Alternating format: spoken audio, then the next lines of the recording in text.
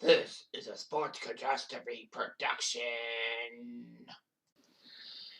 Hey there, Heather Ho, there's Jeff Cutter Divey welcoming you to another sports catastrophe on this day. And on this day, October the 27th, and this will be the only video for today and the only on this day for a few days. But anyway, October 27th, 2011. It's Game 6 of the World Series between the St. Louis Cardinals and the Texas Rangers. St. Louis was in the World Series because of a magical run, kind of like what the Philadelphia Phillies are experiencing as of this taping. But the St. Louis Cardinals were not really meant to be in the World Series. They were only in the World Series by fluke because of a choke job by the Atlanta Braves. The 2011 season, which I talked about last year on this day in September, came down to the wild card races were huge. Boston and Atlanta looked like they were going to win the wild card. Remember, back in 2011, there were only 4 teams that made the playoffs: the 3 division winners and 1 wild card. The wild card winner would face the number 1 seed, but that number 1 seed cannot be from the same division, so that meant they couldn't meet. So, for example, if Boston had won the wild card, they couldn't face the Yankees in the first round because, well, the wild card and the Yankees were the 1 seed, then the Yankees and Boston were in the same division, so they couldn't meet in the first round. Second round, they could. But as is, the Red Sox had a massive choke job.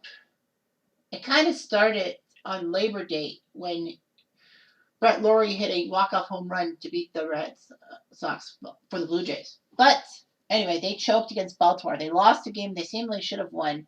And if the rain delay had meant the game was called after more than 5 innings, the Red Sox would have won, forced a 1-game playoff against Tampa. The Yankees, as you know, blew a 7-0 lead early on. Well, the Yankees used their second stringers for pretty much most of the game, and it bit them in the butt. And Evan Longoria hit that home run that just cleared the left field wall. Meanwhile, the National League, the Braves looked set, and then they kept slipping unexpectedly. On the final day of the season, St. Louis went into Houston when Houston was still in the National League, and Chris Carpenter pitched a gem, 8-0. The game lasted only a couple hours. The Braves were in tight. They had a couple of terrible base running gaffes that cost them runs in the end, and the Phillies scored in the 9th inning to tie the game, and then they scored in the 13th to win, knocking the Braves out and putting the Cardinals into the playoffs. So it was just unbelievable. Texas, on the other hand, won the AL. They shocked the Yankees. They shocked themselves. They got back to the World Series for the 2nd straight year, trying to get revenge for 2010's blunder job to the Giants. Game 6 was a back-and-forth affair. So anyway, just a couple years ago, ESPN gave the 2011 World Series the 5th greatest of all time tag. That's nice. The World Series actually started October 19th to ensure that the World Series couldn't go into November. The Cardinals had home field advantage because of the National League winning the All-Star game when it meant something. And this was the first time in 9 years that the World Series went to 7 games. Texas took care of Tampa and Detroit in the playoffs. I thought it was the Yankees. My fault. The Cardinals won the wild card in the last end of the season, took care of Philadelphia, which was shocking, and then Milwaukee in the NLCS to earn their World Series berth. So anyway, it was amazing and all that. So anyway, Texas had their power and all that. They were coming back. They didn't have Cliff Lee or Vladdy Guerrero or Benjamin Molina, but they added Brendan Webb, Yuri Torrealba, and Adrian Beltre. They even took Mike Napoli in part of a 3-way deal with the Jays and Angels. Acquired Koji Uehara from the Orioles. And, that was huge and all that. Texas had everything going for them. They were the 2 seed. And they took care of Detroit, who sent the Yankees home packing in the first round of the playoffs.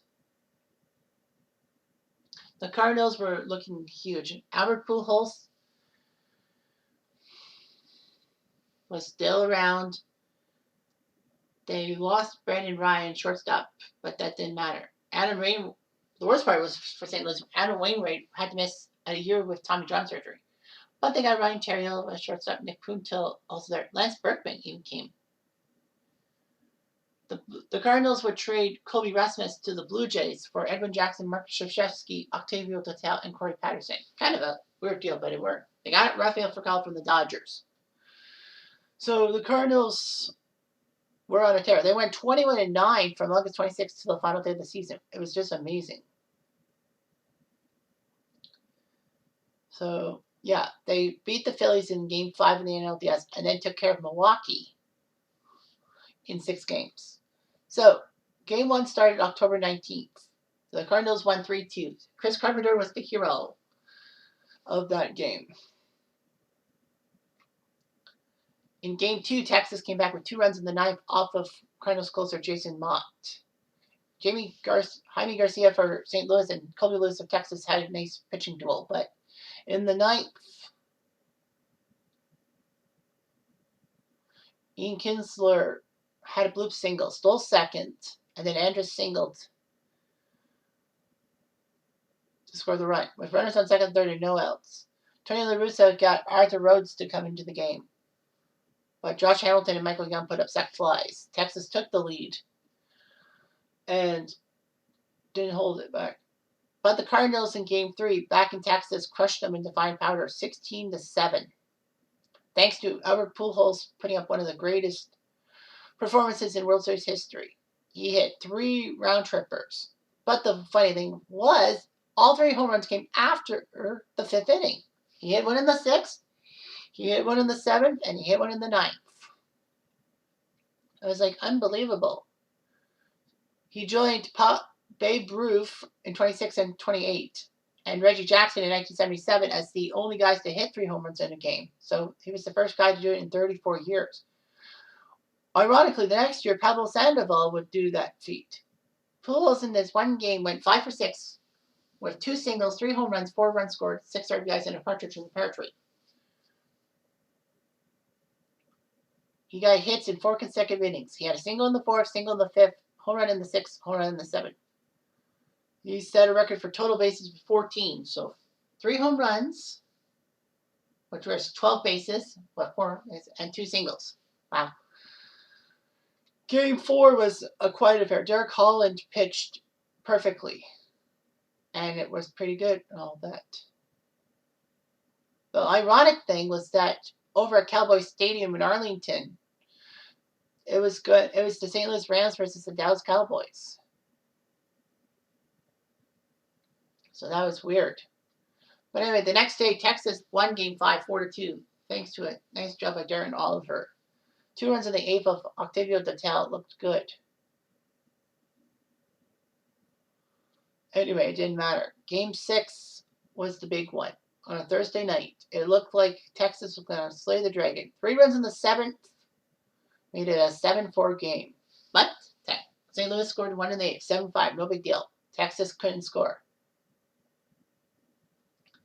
So anyway, Natali Feliz was sent in because he was the closer. He struck out Ryan Theriot, and Albert Pujols came to the plate. In what could have been his last at-bat as a Cardinal, his first reign with the Cardinals, mind you, he hit a double. Feliz would walk Lance Berkman to put the tying run on first, but struck out Alan Craig, so that's 2 outs. Now, all he had to do was take care of David Freese. However, Freese found a way past Nelson Cruz's position in right field. If Cruz had played a little bit more back, he would have caught the ball, game over. But no, it was over Cruz's head for a triple, tie game at 7. Thankfully, though, for Texas, they didn't get the 3rd out, go to extra innings. Jason Mott was back out there when Elvis Andrus singled. Then Josh Hamilton put up a towering 2-run home run to left field, 9-7. Texas finally was going to get it. The problem was that the Cardinals didn't have any bench players, so they couldn't really pinch hit for anyone. Darren Oliver, who was a decent Texas pitcher in the 90s, came out for Texas. But he gave up back-to-back singles to Daniel Descalso and John Jay. Kyle Loesch bunted, putting the tying run in scoring position. Scott Feldman then came in to face Theriot, who grounded out, scoring Descalso 9-8.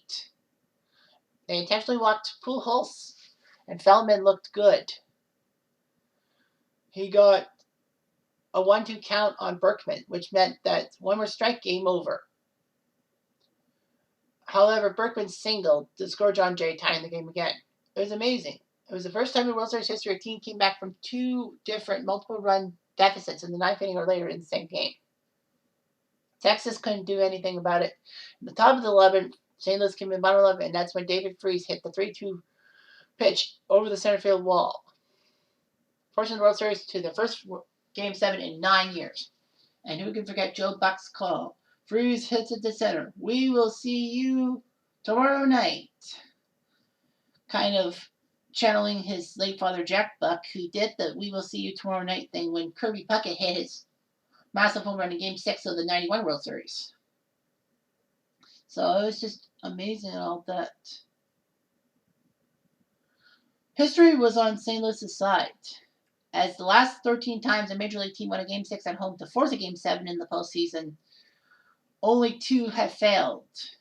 The Mets in 2006 failed against the Cardinals in the 06 LCS when they were hit hard by a Yadi Molina home run, and the Red Sox when they lost Game 7 to the Reds in 75, and I actually did that on this day days ago. So it was just amazing and all that. People said it was one of the greatest games, if not the greatest game in the history of baseball. Now, Game 6 actually was supposed to be scheduled for Wednesday night, but because of rain, they had to postpone it for a day. It was the first World Series postponement since 2006. MLB officials didn't want to repeat a Game 5 in 2008 World Series had to be suspended a couple days later. But anyway, it was huge and all that. So we got to Game 7. Texas had a chance to do something about it. They scored 2 runs in the first, so Texas was coming back. And all that. Carpenter versus Harrison. But it's Chris Carpenter. Man, the Jays were stupid for getting rid of him. So Josh Hamilton, Michael Young had RBI doubles. It looked good. And then David Freese, what is with this guy? Hit a 2 RBI double to tie the game. Break the RBI record for the most RBIs in a postseason. Alan Craig went deep in the third to make it 3-2. St. Louis would add insurance in the 5th inning. Yadi Molina walked with the bases loaded, and C.J. Wilson plunked Ruffy for Cal, which meant that everyone was up at base, and forced him to run 5-2. Yadi Molina hit an RBI single to make it 6-2. Carpenter was relieved, and Texas was just outplayed. 6-2 was the score. St. Louis got their ring when they were 1 game away from not even making the playoffs. If Atlanta had beaten Philly, if Atlanta had beat Philly, then they would have forced a 1-game tiebreak with St. Louis. But still, that was just unbelievable. One of the best Cinderella runs I've ever seen. Of course, I picked Texas to win because I'm like, St. Louis just got lucky. Happy to be there, but lo and behold, I was El Wrongo. So yeah, the Cardinals became the first wildcard team to win the World Series since the 2004 Red Sox, who were the wildcard team. The Yankees won the division, remember. So anyway, Joe Buck, Tim McCarver did his job and all that. So yeah, the ratings were poor, but by Game 6, they jumped to 12.7 and 14.7 share. So that was pretty good. So it was just amazing. The Cardinals of 2011 became the first team since the 86 Mets to be 1 strike away from elimination, come back to win, and, win Game 7. That's what the Mets did, the Bill Buckner play. Tony La Russa retired in 2011 after 33 years as a major league manager. But he came back in 2021. He's since said he's going to retire after this season. I hope he stays retired. Anyway, La Russa had his World Series rings with the 89 A's and the 06 Cardinals. Mike Buffini was made manager of the Cardinals. Anyway, the Rangers became the first team to lose World Series in consecutive years since the 91 and 92 Braves, and the first American League team since the Yankees of 63 and 64. The Angels would get a coup, getting both Albert Pujols and C.J. Wilson, so this was huge. However, the Rangers did get Yu Darvish, signed his rights to get replace C.J. Wilson. But thankfully, Pujols did come back to St. Louis and play one final season, and he's retiring. So anyway, Texas has had bad luck since the 2011 World Series, and the Cardinals have had mixed results, but haven't been to a World Series since. So, yeah, take it with a grain of salt, I guess. Anyway, I'm Jeff Diamond. Adieu.